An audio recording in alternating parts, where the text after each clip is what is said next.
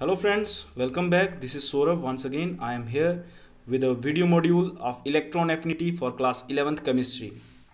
ये video classification of elements and periodicity in properties वाले chapter का है।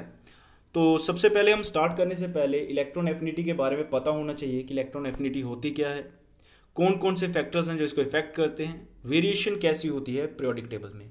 तो 11th क्लास के सिलेबस में सिर्फ इसके बारे में ब्रीफ नहीं है, जस्ट इसके बारे में नॉलेज होनी चाहिए कि इलेक्ट्रॉन एफिनिटी होता क्या है, इलेक्ट्रॉन एफिनिटी कौन से फैक्टर्स पे डिपेंड करती है। तो इतना ज़्यादा या डीप में जाने की ज़रूरत नहीं है, हमें सिर्फ इसके बारे में पता होना चाहिए। लेकिन फिर भी इस मॉड्यूल में मैं आपको डीप में पूरा समझा दूंगा कि कौन कौन से फैक्टर हैं, आखिर क्या रीज़न है कि इलेक्ट्रॉन एफिनिटी वेरी करती है।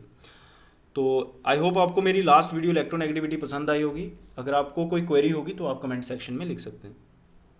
तो स्टार्ट करते हैं। इलेक्ट्रॉन एफिनिटी होती क्या है? इलेक्ट्रॉन एफिनिटी होती क्या है? देखो, एफिनिटी का मतलब होता क्या है? एफिनिटी का मतलब होता है टेंडेंसी, किसी चीज को आकर्षित करना, किसी चीज को खींच लेना, दैट इज कॉल्ड एफिनिटी। तो बात कर रहे हैं इलेक्ट्रॉन एफिनिटी। अगर मेरे पास कोई भी एटम है, अगर मेरे पास कोई भी एटम है और बाहर कोई इलेक्ट्रॉन है, बाहर कोई इलेक्ट्रॉन है, तो इलेक्ट्रॉन को अगर ये एटम खींच लेता है, इलेक्ट्रॉन नेगेटिविटी में क्या था? Just attract.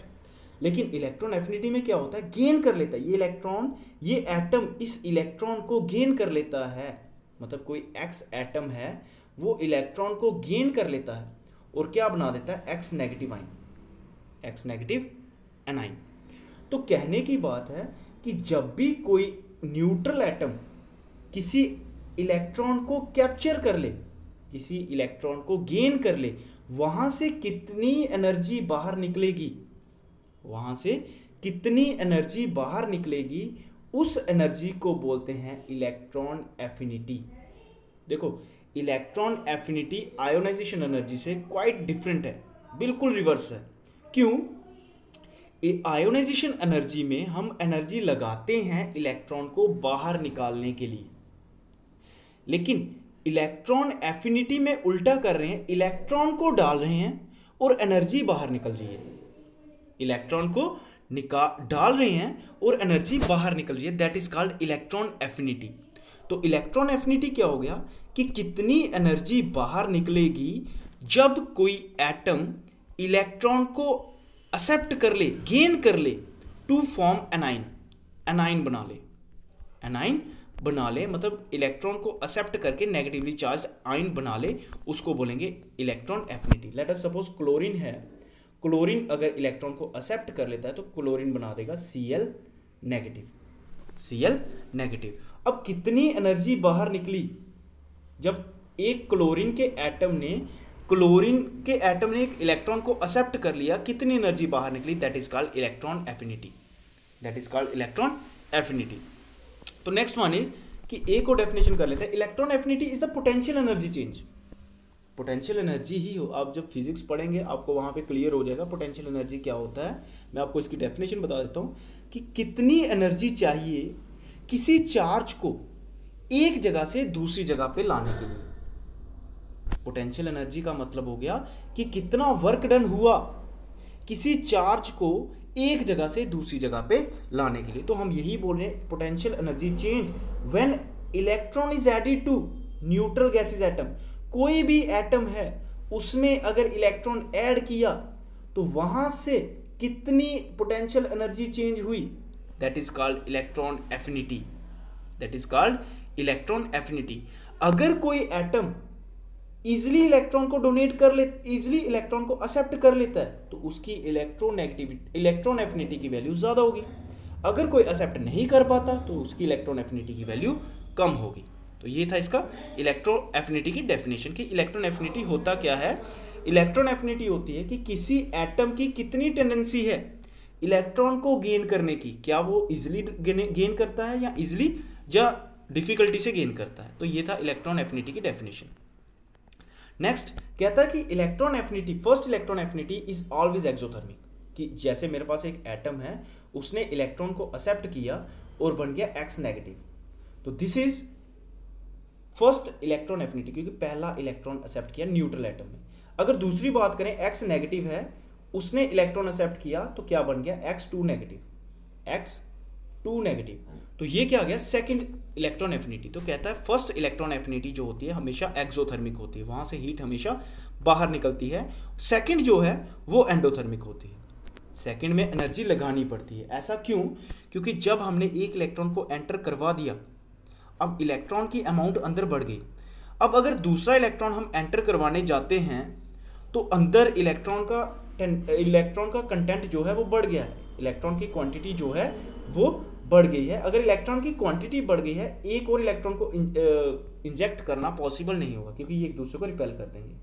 अगर फिर भी हम इस इलेक्ट्रॉन को इंसर्ट करना चाहते हैं तो ग्रेटर फोर्स लगानी पड़ेगी, एनर्जी यूटिलाइज होगी। तो this is the concept about second electron affinity, कि सेकंड इलेक्ट्रॉन एफिनिटी हमेशा पॉजिटिव होती है, लेकिन फर्स्ट जो होती है वो हमेशा नेगेटिव होती है। मतलब फर्स्ट जो होगी एक्सोथर्मिक होगी एंड सेकंड वन जो होगी वो एंडोथर्मिक होगी।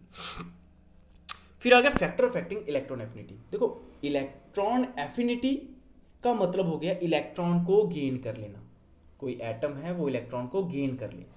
इलेक्ट्रॉन नेगेटिविटी मतलब सिर्फ अट्रैक्ट करना अपनी तरफ, गेन नहीं करना, सिर्फ अपने पास लाना।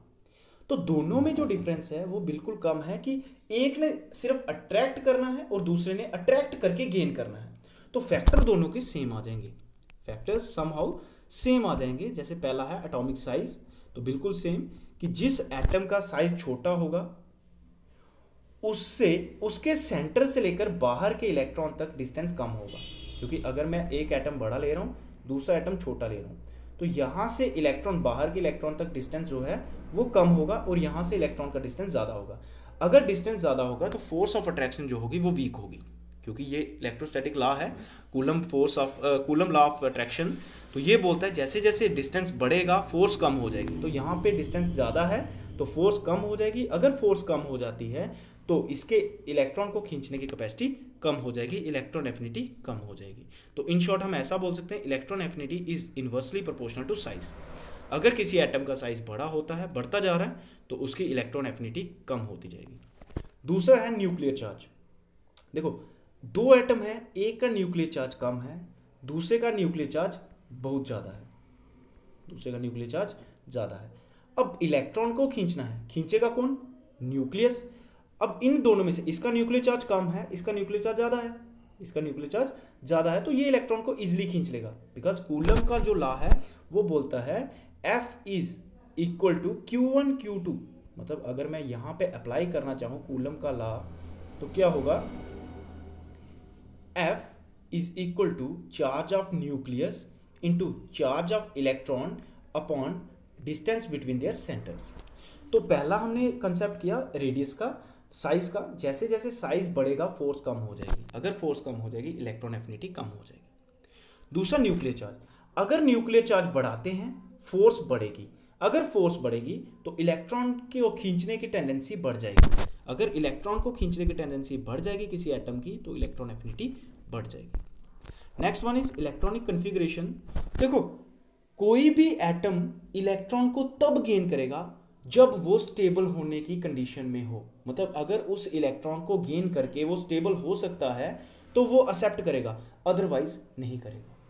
तो कहता है कि जो स्टेबल, अगर कोई एटम स्टेबल है तो वो इलेक्ट्रॉन को गेन नहीं करता, उसकी इलेक्ट्रॉन एफिनिटी जीरो होती है। और अगर कोई एटम अनस्टेबल है तो वो इलेक्ट्रॉन को गेन करेगा और स्टेबल होने की कोशिश करेगा। अब आगे पीरियोडिक ट्रेंड्स की किस तरह से इलेक्ट्रोनेगेटिविटी पीरियोडिक टेबल में वेरी करती है, तो मैं आपको यहाँ से क्लियर कर देता हूँ। देखो, जैसे ही हम अलोंग द पीरियड मूव करेंगे हम जानते हैं साइज डिक्रीज हो रहा है। अगर साइज डिक्रीज हो रहा है, अगर मैं लिथियम और फ्लोरीन को कंपेयर कर रहा हूँ तो लिथियम का जो साइज है वो बड़ा होता है एज कम्पेयर टू फ्लोरीन। अगर फ्लोरीन का साइज छोटा है तो फ्लोरीन इलेक्ट्रॉन को इजिली गेन कर सकता है। अगर वो इजिली गेन कर सकता है तो इलेक्ट्रॉन एफिनिटी की जो वैल्यू होगी, जो इलेक्ट्रॉन एफिनिटी की वैल्यू होगी वो ज़्यादा होगी। इसलिए फ्लोरीन की इलेक्ट्रॉन एफिनिटी की वैल्यू ज़्यादा होगी एज कम्पेयर टू लिथियम। दूसरा आ गया अलोंग द ग्रुप। जब हम डाउन द ग्रुप मूव करेंगे साइज बढ़ रहा है। अगर मैं लिथियम और रुबीडियम को, जब सीजियम को कंपेयर करता हूँ तो साइज बढ़ रहा है, तो इनके इलेक्ट्रॉन को खींचने की टेंडेंसी कम हो जाएगी एज कम्पेयर टू लिथियम। तो यहाँ पे down the group electron affinity कम होती है और अलोंग द पीरियड जो है वो बढ़ती जाती है। तो ये था इलेक्ट्रॉन एफिनिटी के बारे में। बिल्कुल सिंपल सा कंसेप्ट है, छोटा सा कंसेप्ट है, आपको क्लियर हो गया होगा। अगर आपको क्लियर नहीं हुआ होगा तो आप मेरी क्वेरी कमेंट सेक्शन में डाल सकते हैं। एक क्वेश्चन और है जो कॉम्पिटिटिव में पूछा जाता है कि हम बोलते हैं कि डाउन द ग्रुप जब हम आएंगे इलेक्ट्रॉन एफिनिटी जो है वो कम होनी चाहिए, क्लियर। लेकिन फिर फ्लोरीन जो है वो ऊपर होता है, क्लोरीन जो है नीचे होता है। एक ही ग्रुप के एटम है हैलोजन के, फ्लोरीन जो है वो अब मतलब सेकंड पीरियड का एलिमेंट है और क्लोरीन जो है वो थर्ड पीरियड का एलिमेंट है। तो इसका मतलब जब हम डाउन द ग्रुप आ रहे हैं, क्लोरीन का साइज बड़ा होता है तो इसकी इलेक्ट्रॉन एफिनिटी कम होनी चाहिए as compare to fluorine, but ऐसा नहीं होता। तो रीजन इसका ये है, ये इसलिए नहीं होता बिकॉज क्लोरीन के पास 3d खाली पड़ा हुआ है, 3d ऑर्बिटल्स खाली पड़े हुए हैं, क्योंकि 3s 3p है, 3d खाली पड़ा हुआ। लेकिन फ्लोरीन के पास 2s 2p 2d नहीं होता, इसके पास 2d नहीं होता, लेकिन 3d के इसके पास 3d है। तो इसके पास इलेक्ट्रॉन को रखने की जगह है, लेकिन फ्लोरीन के पास इलेक्ट्रॉन को रखने की जगह नहीं है। इसलिए जो है वो इलेक्ट्रॉन एफिनिटी क्लोरीन की ज़्यादा होती है as compare to fluorine. Chlorine की इलेक्ट्रॉन एफिनिटी इसलिए ज़्यादा होती है बिकॉज क्लोरीन के पास खाली शेल है, खाली सब शेल होंगे तो यहाँ पे इलेक्ट्रॉन रख सकता है, एक्सेप्ट कर सकता है, लेकिन फ्लोरीन के पास इलेक्ट्रॉन रखने के लिए शेल नहीं है, इसलिए कम होगा। तो आई होप ये आपको क्लियर हो गया होगा। अगर आपको कोई क्वेरी होती है तो आप मेरे को कमेंट सेक्शन में लिख दें।